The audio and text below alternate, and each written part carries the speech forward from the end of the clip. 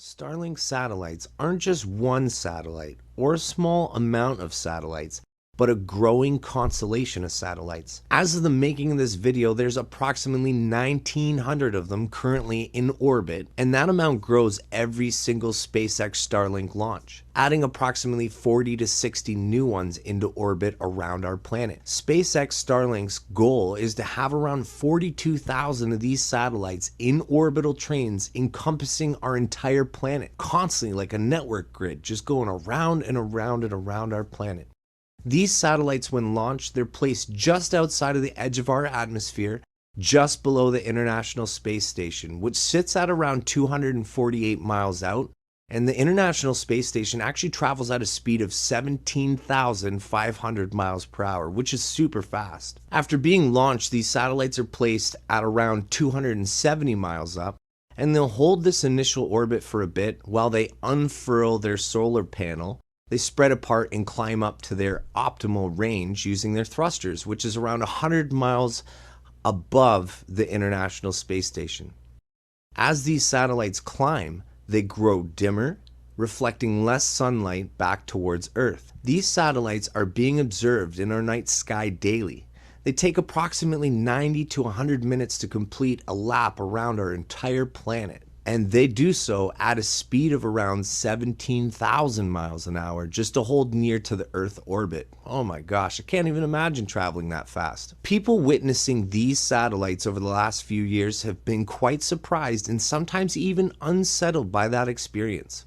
Often, their first thoughts are that they're either witnessing an alien invasion or some kind of missile strike. As much of the sight of SpaceX Starlink satellites passing overhead may shock and mystify those witnessing such events, they are merely satellites designed to give internet access to people living in remote areas. Exactly how they work remains a riddle to many of those who already know about this ambitious project. You see, Starlink needs this many satellites in the sky in order to effectively provide you and me lag-free high-speed internet. As satellite internet has notoriously been associated with having terrible latency issues, which doesn't help folks who need high bandwidths for games and streaming services. Which is why for the past several years, SpaceX has been launching Falcon 9 rockets carrying 60 Starlink satellites every couple weeks into low Earth orbit. As these desk-sized satellites travel to their final destinations, they brightly reflect light, irking many sky gazers and actually fooling a lot of people into thinking they're UFOs or a missile strike. As of 2022, there's over 1,900 active Starlink satellites, making Starlink the largest satellite constellation around our planet.